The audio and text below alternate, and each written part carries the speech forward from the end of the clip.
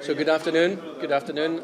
It's an impromptu press event, but I'm delighted to be back here for, I think, my fourth meeting with the Chief of the Bangladesh Election Commission. As you perhaps have heard me say before, the European Union is here working in partnership with Bangladesh in support of a transition that will lead up to democratic elections. And I think you have also all heard that we are heading towards a timeline of early 2026.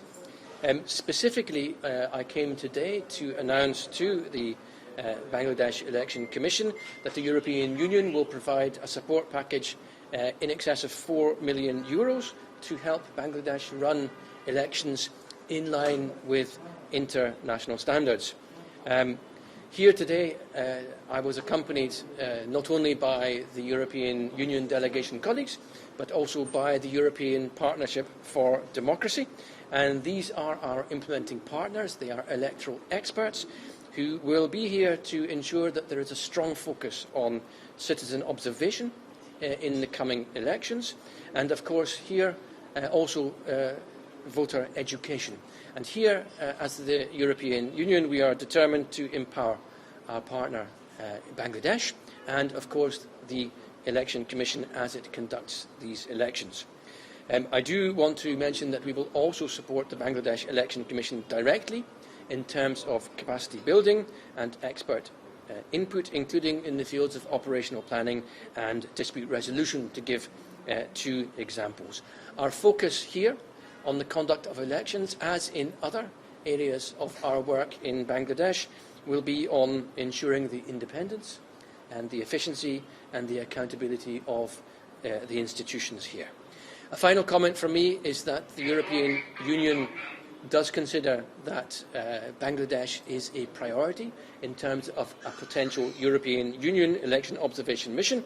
So this is something that we will continue to discuss with the interim government and the Election Commission in the coming months. This was a very fruitful meeting with interlocutors whose expertise we value enormously, who are engaging with us in an extremely professional manner, and I am very satisfied with the cooperation we have. Thank you very much for your time. Your Excellency, want to know that is there an election environment in Bangladesh at present?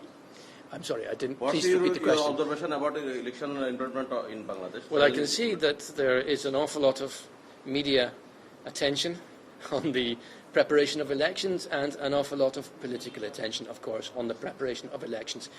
The announcement of the date is a matter that is not for us, it's for the Election Commission. That has yet to come.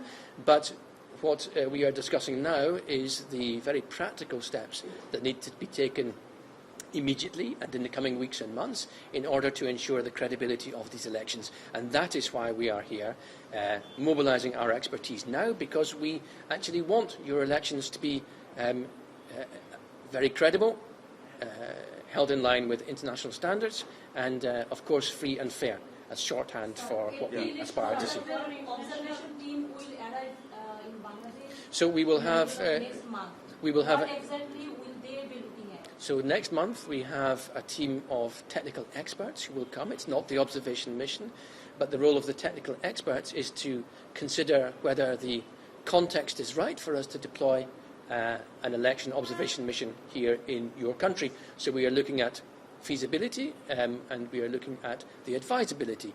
But what I can tell you is that politically, Bangladesh is a priority for the European Union when it comes to the deployment of an election observation mission.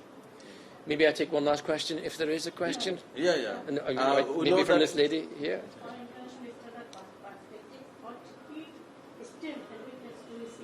I'm sorry, could you repeat the For question? an international standard perspective, Yes. what key witness resistance do you see here? So I think there are a number of issues that need to be addressed because you are in the middle of a very profound political transition. Obviously, when it comes to the elections, you do have experience of running democratic elections, and that's of long standing. But more recently, of course, those elections have been highly questionable in terms of the conduct and the results. Now, what we see here is the need to ensure that your voters, especially your young voters who may never have participated in an election, that they have sufficient education to be able to exercise their democratic right. In parallel, of course, there are many areas which are perhaps new on the table in a country like Bangladesh, but also in the European Union. So we have to be sure that you have the capacity in your administration to counter disinformation and misinformation. And of course, that's not just a problem here, but it's a problem everywhere. So on all of these issues, we'll be working there. We are at the stage now of identifying how we can best help. But as I said, the meeting was very fruitful, and I'm very hopeful that we will come to be able to support you in all of your work. Thank you very much. We know that you are going to introduce a new EU funded project. Can you tell me details about? We will come back to this. We have a number of interventions when it comes to the work we're doing with financing, but we will work on voter education. We will work on ensuring that domestic observer organisations have the capacity to deploy in the field. We will work with the Bangladesh Election Commission, and we will work also with smaller civil society organisations in your country that are specialised in digital rights and countering misinformation. So thank you very much. There is a conversation we need to continue. Thank you for your attention. Thank you.